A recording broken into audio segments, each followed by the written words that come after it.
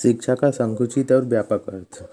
वास्तव में हमारे जीवन में संकुचित शिक्षा और व्यापक शिक्षा दोनों का ही अपना विशेष महत्व है। जब हम शिक्षा को दो सुधारात्मक आयोजित प्रक्रिया के तौर पर देखते हैं तो शिक्षा के संकुचित अर्थ का ज्ञान होता है, और जब हम शिक्षा को एक अविरल प्रक्रिया के रूप में देखते हैं तो शिक्षा का व्यापक अर्थ का ज्ञान होता है।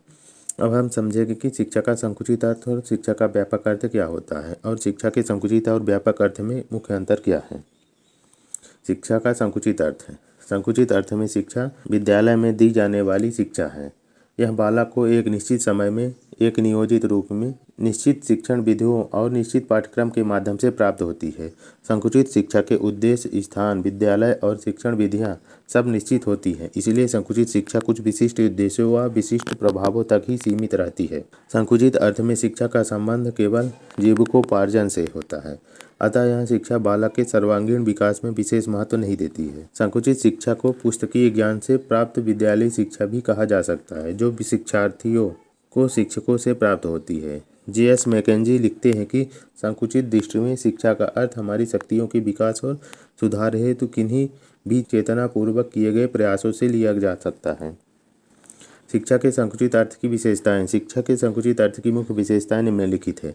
संकुचित अर्थ में संपूर्ण शिक्षा एक तंत्रीय होती है, जिसमें शिक्षा का केंद्र एक व्यक्ति विशेष होता है जिसे अध्यापक कहते हैं। यह अपने ज्ञान को छात्रों के मस्तिष्क में बैठाने का प्रयास करता है। संकुचित अर्थ में शिक्षा प्राप्त करने वाला शिक्षार्थी कहलाता है, जो किसी संस्था विशेष विद्यालय में नियमानुसार पढ़ने के लिए जाता है। संकुचित अर्थ में शिक्षा पूर्व निश्चित शिक्षा विधियों के द्वारा प्राप्त होती है। शिक्षा के संकुचित अर्थ में बालक के सर्वांगीण विकास पर ध्यान न देकर एक पक्षीय विकास पर जोर दिया जाता है, जिससे यह शिक्षा बालक का मानसिक विकास मात्र के लिए ही उपयोगी होती है। संकुचित अर्थ में शिक्षा एक पूर्व नियोजित निश्चित योजना, निश्चित काल अवधि, निश्चित शिक्षण विधियों, निश्चित पाठ्यक्रम के द्वारा प्रदान की जाती है। संकुचित अर्थ में शिक्षा को अध्यापन अथवा निर्देशन भी कहा जाता है। यह शिक्षा केवल पुस्तकीय ज्ञान व विद्यालय शिक्षा पर जोर देती है।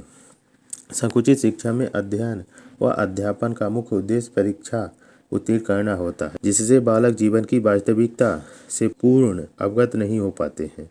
संकुचित शिक्षा में बालक की रुचि, क्षमता व वैयक्तिक विभिन्नता पर विशेष ध्यान नहीं दिया जाता है। प्राथमिक से लेकर उच्च शिक्षा के सभी केंद्र संकुचित शिक्षा के अंतर्गत आते हैं। शिक्षा का व्यापक अर्थ। शिक्षा के व्यापक अर्थ में शिक्षा एक ऐसी प्रक्रिया है जिसमें बालक अपने व्यक्तित्व का सर्वांगीण विकास करता है।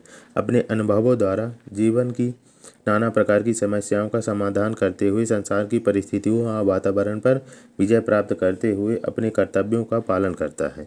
व्यापक अर्थ में शिक्षा आजीवन चलने वाली प्रक्रिया है। एक व्यक्ति अपने संपूर्ण जीवन में जन्म से लेकर मृत्यु तक जो कुछ भी सीखता है वह सब कुछ व्यापक अर्थ में शिक्षा के अंतर्गत आता है। इस प्रकार व्यापक अर्थ में शिक्षा किसी निश्चित समय में, निश्चित पाठ्यक्रम में, निश्चित उद्देश्य में, निश्चित स्थान में, निश्चित शिक्षण विधियों में या व्यक्ति विशेष में किसी से भी बंधी हुई नहीं, बल्कि यह एक व्यापक और मुक्त प्रक्रिया है। व्यापक शिक्षा में संकुचित शिक्षा भी सम्मिलित होती है। शिक्षा के व्यापक अर्थ में संसार का हर व्यक्ति शिक्षक भी है और शिक्षार्थी भी।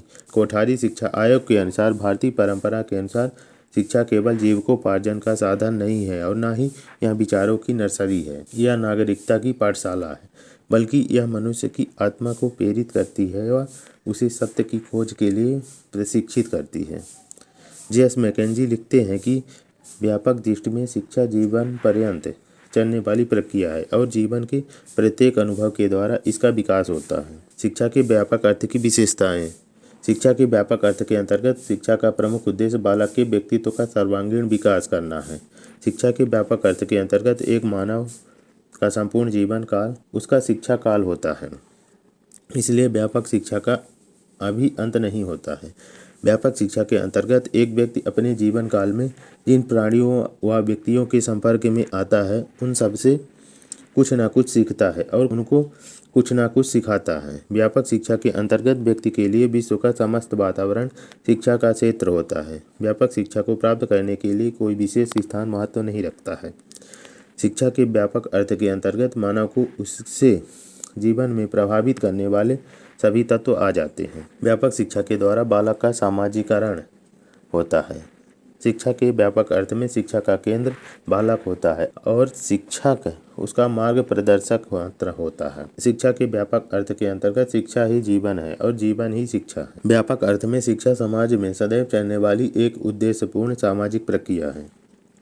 शिक्षा के संकुचित और व्यापक अर्थ में अंतर। शिक्षा के संकुचित और व्यापक अर्थ को समझने के बाद अब हम शिक्षा के संकुचित और व्यापक अर्थ में मुख्य अंतर क्या है यह समझेंगे। संकुचित शिक्षा में शिक्षा का केंद्र केवल विद्यालय होता है। व्यापक शिक्षा में शिक्षा का केंद्र समाज होता है और विद्यालय उसकी एक इकाई के रूप में कार्य करता है। संकुचित शिक्षा में शिक्षा देने का कार्य शिक्षक करता है। व्यापक शिक्षा में समाज के वे सभी अंग शिक्षा प्रदान करने के साधन हैं जिससे व्यक्तित्व के सभी या किसी पक्ष का विकास होता है। संकुचित शिक्षा में केवल नियोजित शिक्षा आती है।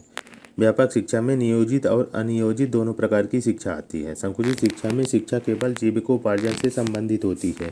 व्यापक शिक्षा में शिक्षा का संबंध जीविकोपार्जन के साथ साथ व्यक्तित्व के सभी पक्षों का विकास करना भी होता है। संकुचित शिक्षा में शिक्षा के उद्देश्य, शिक्षण विधियाँ, पाठचर्या व समय सीमा सब निश्चित होते हैं। व्यापक शिक्षा में शिक्षा के उद्देश्य, शिक्षण विधियाँ, पाठचर्या व समय सीमा अति व्यापक होते हैं। उन्हें समय सीमा में बांधा नहीं जा सकता है। संकुचित शिक्षा में शिक्षा का उद्देश्य केवल बालक का मानसिक विकास मात्र होता है, अर्थात बालक के व्यक्तित्व का केवल एक पक्ष का विकास होता है। व्यापक शिक्षा में शिक्षा का मुख्य उद्देश्य बालक के व्यक्तित्व का संपूर्ण व सर्वांगीण विकास होता है, अर्थात बालक के व्यक्तित्व के सभी पक्षों का विकास होता है। संकुचित शिक्षा में शिक्षा का केंद्र शिक्षक होता है। शिक्षार्थी शिक्षा के लिए शिक्षक पर निर्भर रहता है।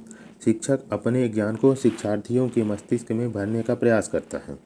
व्यापक शिक्षा में शिक्षा का केंद्र शिक्षार्थी होता है। उसी को केंद्र मानकर शिक्षा के उद्देश्य, पाठचर्या, शिक्षण विधियाँ आदि का निर्धारण होता है। शिक्षक केवल मार्गदर्शक का कार्य करता है तथा अपने माध्यम से शिक्षार्थियों की आंतरिक शक्तियों को जागृत करने का कार्य करता है। शिक्षा का अर्थ। शिक्षा के संकुचित और व्यापक अर्थ को समझने के बाद हम समझेंगे कि शिक्षा का अर्थ क्या है। शिक्षा के शाब्दिक अर्थ को समझने के लिए हमारे पास दो विचारधाराएं हैं, एक भारतीय और दूसरी पाश्चात्य। भारतीय विचारधारा के अनुसार शिक्षा शब्द की उत्पत्ति संस्कृत भाषा के शिक्ष धातु से हुई है, जिसका अर्थ है सीखना या सिखाना या ज्ञानोपार्जन करना।